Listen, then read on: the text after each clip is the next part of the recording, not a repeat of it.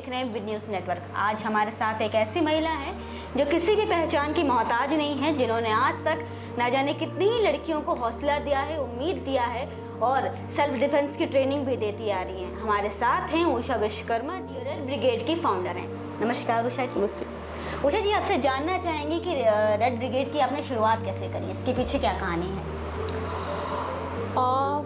ऐसा कोई प्लान नहीं था कि ऐसी कोई ऑर्गेनाइजेशन होगी जिसका नाम रेड ब्रिगेड होगा। मतलब ऐसा कोई उद्देश्य हम लोग बना करके नहीं चले थे। और 2006 में मतलब मैं पहले बच्चों के साथ काम करती थी, बच्चों की शिक्षा पर काम करती थी और जैसे स्लम्स बस्ती होती हैं तो उसमें काम करती थी। तो 2006 में तब मैं शिक्षा पे ही काम कर रही थी और जहाँ मैं पढ़ा रही थी तो वहाँ पे मेरा एक साथी भी पढ़ा रहा था। और वहाँ पे क्या हुआ कि हर महीने कुछ वाउचर सबमिट करना होता है, जाना होता है। तो वो भी बोला कि मैं अपना वाउचर भूल गया हूँ। तो मैंने बोला ठीक है, घर पे चल के ले लेते हैं। तो वो घर गया, वो अकेले रहता था। और जब वो घर में गया, उसके पहले भी मैं 2-3 बार घर उसके गई हुई थी। और जब हम अंदर घुसते हैं तो दरवाज़ा बंद हो जाता है, वो दरवाज़ा बंद करता है। और फिर मैं पानी के लिए बढ़ती हूँ, पानी पीने जाती हूँ और जैसे पानी पीती हूँ तो पीछे से एक ग्रैब होता है उसका हाथ। तब तक भी मुझे लगता है कि मजाक चल रहा है, दोस्त में तो होता ही है। लेकिन जब वो स्क्रैच करना, ज़बरदस्ती करना, मेरी जीन्स को फाड़ना, कपड़े को खोलने की कोशिश करना, जब ये सारी चीज़ें होने लगी तब लगा कि ये क्या हो रहा है। तो और उसको तो भूत सवार था कि मैं तुमसे प्यार करता हूँ और मैं तुम्हारे बगैर रह नहीं सकता। मतलब जो भी उस समय उसके दिमाग में चल रहा था। और मेरे बॉडी को स्क्रैच करना और ज़बरदस्ती करना। हमने जीन्स पहन रखी, जीन्स और कुर्ती डाल रखी थी, तो वो बार बार वो पुश कर रहा था जीन्स को, क्योंकि बेल्ट भी डाल रखी हुई थी तो वो जल्दी तो निकलता नहीं है। और फिर फाइनली मैं गिर गई। और जब मैं गिरी तो एक किक किया और फिर उठ के स्लैप किया और भाग गई वहाँ से। इससे पहले बलात्कार जो शब्द है, बलात्कार क्या होता है, उसकी पीड़ा क्या होती है, वो पेपर में पढ़ा था, टीवियों में देखा था कि किस तरह फिल्म में दिखाया जाता है कि किसी लड़की के साथ जब ज़बरदस्ती होती है तो किस तरह होता है। लेकिन जब एक रियल जो सिचुएशन होती है जिस लड़की के साथ और जिस समय वो घटना घट रही होती है उस लड़की के साथ, तो वो जो दर्द होता है, सामने वाले को कोई फ़र्क नहीं पड़ता है कि जो नोच रहा है, जो उसके बार बार ब्रेस्ट पे हाथ मार रहा है, उसको कितनी पीड़ा हो रही है, जो ज़बरदस्ती हो रही है, उसको कहीं चोट लग रही है या नहीं लग रही है, उसको कोई फ़र्क नहीं पड़ता है। तो वो चीज़ झेली मैंने। मेरा तो बलात्कार होते होते बचा, लेकिन जिस लड़की के साथ होता है वो किस पीड़ा में रहती होगी। तो वहाँ से मैं बच तो गई, लेकिन एक जो सदमा, मुझे जो ट्रॉमा हो गया उससे मैं नहीं उभर पाई। और मैं घर आते आते ही वो मतलब मुझ पे अटैक कर गया, बिल्कुल सदमा। और वो करीबन मुझे 1.5 साल तक परेशान करता रहा। जब वो मुझे अटैक करता था तो मैं किसी को भी मार देती थी। पापा को कई बार मैंने मारा है, किसी को भी उठा के फेंक दिया, कुछ भी चला के मार दिया। 1.5 साल में ट्रॉमा में रही हूँ। परिवार और मोहल्ले वाले पागल घोषित कर दिए थे कि मतलब दूर मंजिल ले जाया जाए।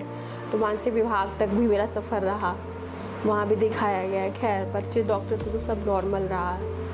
फिर डॉक्टर ने कहा इसको कुछ हुआ नहीं है और इसको कुछ सदमा लगा है जो ये बता नहीं पा रही है। तो खैर फिर हमने बताया, 1.5 साल लेकिन इसमें लगा मुझे। तो फैमिली का वही रिएक्शन था, कौन था वो, मतलब उसको मैं जान से मार दूँगा। तो खैर तब तक मैं थोड़ा नॉर्मल हो गई थी। हमने कहा नहीं, मुझे कोई कुछ भी नहीं करना है, मुझे काम करना है, क्योंकि इससे पहले शिक्षा पे काम कर रही थी। उसके बाद ये बात समझ में आई कि अगर हम सुरक्षित ही नहीं हैं, हम लड़कियां सुरक्षित ही नहीं हैं, तो शिक्षा का कोई मतलब नहीं है।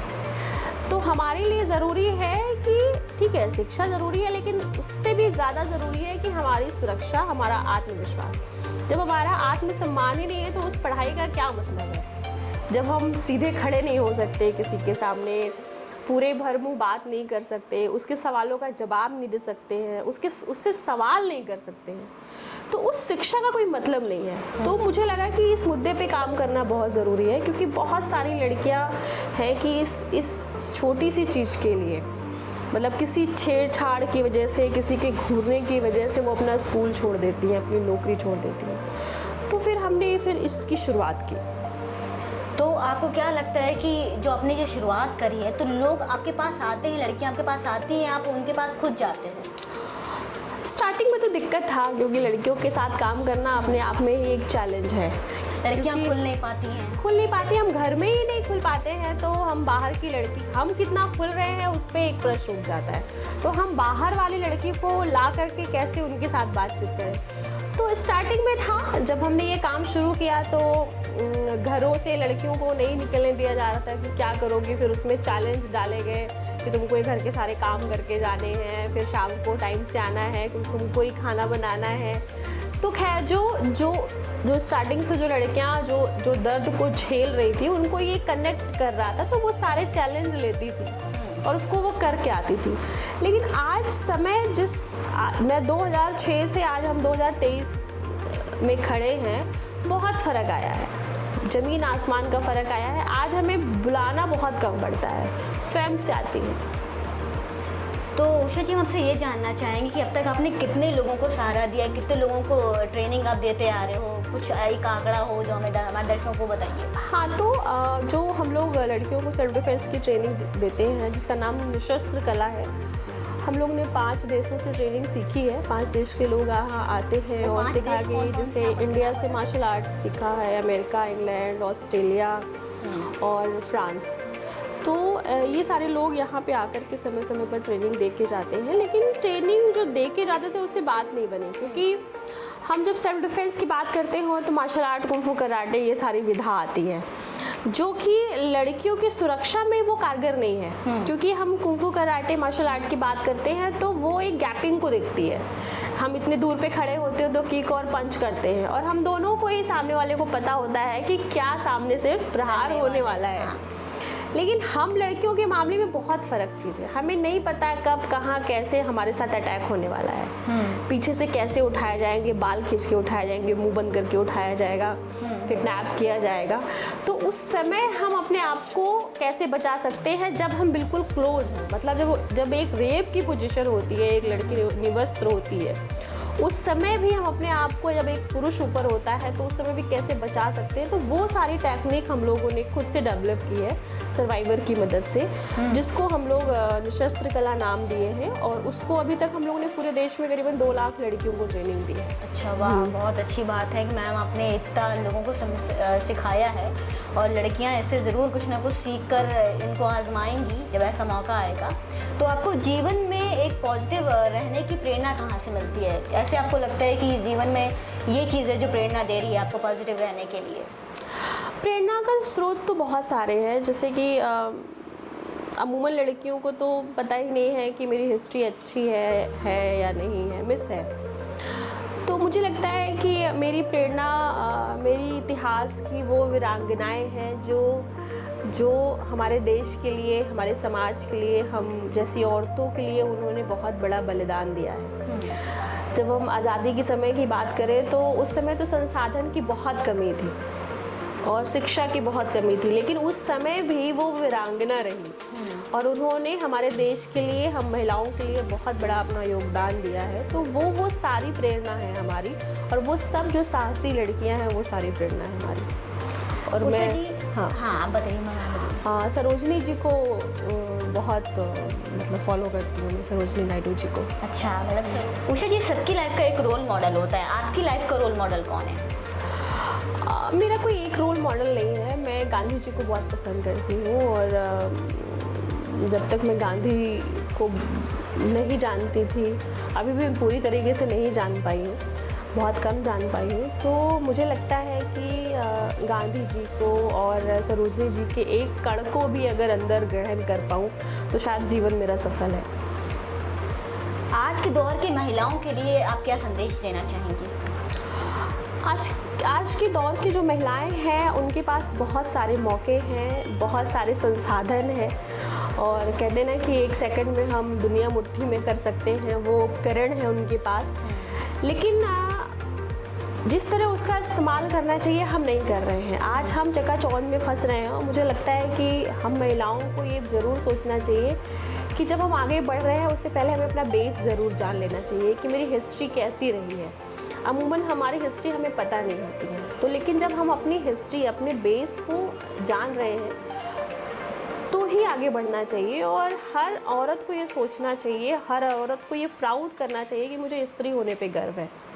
जिस दिन वो अपने अंदर ये भावना लाएगी वो किसी से भी कम नहीं समझेगी, और एक जो उसके अंदर जो आत्मविश्वास आएगा वो बहुत अलग आएगा।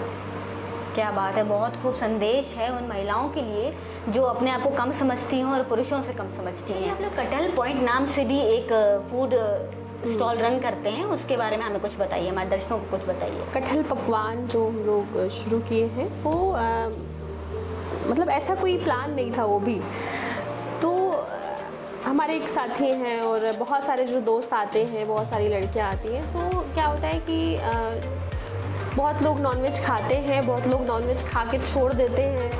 तो उनको जैसे जो नॉनवेज नहीं खाते हैं उनको अगर आपने किसी को बुलाया तो आपको बहुत प्रेम आया तो उसके लिए पनीर रख दिया। पनीर और छोले के अलावा कोई ऑप्शन नहीं होता है। तो वो मतलब उनका जो एक फेस होता है बहुत दुखी टाइप का रहता है। और जिन्होंने नॉनवेज खाया होता है और छोड़ दिया होता है, क्योंकि उन्होंने छोड़ दिया होता है लेकिन उनके दिमाग में टेस्ट वही रहता है। तो कटहल एक ऐसी चीज़ है वो दोनों को रिप्लेस करता है। और कटहल की एक बड़ी खूबी है कि उसमें पूरा वो फाइबर से ही बना है। उसमें फाइबर होता है, बहुत सारे ऐसे तत्व हैं जो बहुत सारी बीमारियों को ठीक करता है। और विशेष बात है कि कटहल पूरी दुनिया में पाया जाता है। अच्छा, पूरी दुनिया में पाया जाता है। तो हम लोगों ने इसको जो है करीबन 1 साल इसका प्रयोग किया कि इसकी क्या क्या चीज़ें बन सकती है। तो करीबन 27 प्रकार की चीज़ों को हम लोगों ने इस पर काम करना शुरू किया। और जैसे कि कटहल की मफ़िन हो गई, केक हो गया, बिरयानी हो गया, हलवा हो गई, खीर हो गया। और अभी तो हमारे वहाँ चाप की तैयारी चल रही है और मुझे लगता है कि हफ्ते के अंदर चाप, जैसे सोया चाप आप खाती हैं वैसे ही कटहल चाप आपको मार्केट में मिलेगा। क्या बात है। और इसके साथ साथ हमने औरतों को इससे जोड़ा है कि बहुत सारी चीज़ें होती हैं कि औरत घर में है और उनको लगता है कि हमको कुछ 4 घंटा काम करना है, 5 घंटा काम करना है, जिससे हम अपने परिवार को भी देख सकें। तो उसको लेकर के भी हम लोग ने, जैसे चाप है, चाप को आप एक बल्क में बनाना पड़ता है, अचार है, और जैसे मफ़िन है अगर आपने अच्छा बैक कर लिया, केक है, तो उसको भी हम लोगों ने करीबन 30 महिलाओं की इसकी 6 महीने की ट्रेनिंग दी, ताकि औरत को अगर कुछ बनाना आ रहा है तो अपने आप में ही वो सशक्त हो सके और वो आर्थिक रूप से स्वावलंबन उसको मिल सके। तो उसको लेकर के ये आशा थी करने की। और मतलब स्टार्टिंग में तो बहुत हंसी के पात्र हम लोग बने कि जिसको भी जब हम कटहल के बारे में जो है बोलते थे तो वो मजाक उड़ा देता था। और हमारा स्लोगन था, खाओ कटहल पियो कटहल। जैसे कटहल की 6 प्रकार की शेक बनती है, बहुत अच्छी बनती है। तो बहुत सारे लोग हम लोगों को मजाक में लिए, लेकिन आज ये है कि वो एक अच्छा मतलब एक मार्केट बन गया है और लखनऊ में लोग उसको जानते हैं, कटहल को जानते हैं। अभी हम लोग जो चीज़ अभी नई शुरू, जैसे कटहल चाप है, तो उसको हम लोग नया शुरू किए हैं। अभी आने वाले एक हफ्ते में मार्केट में वो आ जाएगा। और मुझे लगता है कि आगे जो एक कोशिश है कि इससे कैसे महिलाएं जुड़ सकती हैं और ये महिला ही इसको रन करे, ये कोशिश है हमारी। तो आप लोग कटहल पॉइंट जो है आप लखनऊ के किन किन स्थानों पे लगाते हैं, मतलब कहाँ कहाँ? अभी हमारा 2 जगह चल रहा था। पहले हमने कोविड के पहले हमारे मतलब ये जिस बगल में नेहरू क्लब के बगल में रेस्टोरेंट चल रहा था एक, और फिर दूसरा हमने जो है केंद्रीय विद्यालय के सामने रेस्टोरेंट बनाया। फिर कोविड आ गया, फिर हमारा ये जो है मनोज पांडे पे एक फूड कार्ट लगा हुआ अभी भी है, वो चलेगा 1 हफ्ते बाद। तो बहुत अच्छा चल रहा था, लेकिन कोविड के बाद जो पूरे देश की स्थिति चेंज हुई है तो उसको हमको बंद करना पड़ा और उसको हम जल्दी फिर से शुरू करना। उषा जी, हमारे दर्शकों के लिए कोई खास संदेश आप देना चाहो? संदेश ये है कि आज जो एक होड़ लगी हुई है कि मुझे कंपटीशन करना है, और आज का अगर जो सबसे बड़ी लड़ाई औरत और मर्द की हो गई है, तो वो जो लड़ाई है औरत और मर्द की, एक दूसरे को नीचा दिखाना या एक दूसरे से कंपटीशन करना, कौन किससे छोटा है कौन किससे बड़ा है, तो मुझे लगता है कि जो भी लोग सुन रहे हैं, ये कंपटीशन नहीं है हमारे जीवन का, ये लक्ष्य नहीं है। अगर हम एक दूसरे के प्रति प्रेम करना, एक दूसरे के प्रति रिस्पेक्ट करना और एक दूसरे के प्रति न्याय करना सीख लें तो ये समाज बहुत सुंदर होगा। और हमें लगता है कि अगर हमें खुद को जानना है तो हमें किसी से बड़ा और छोटा मानने की ज़रूरत नहीं है।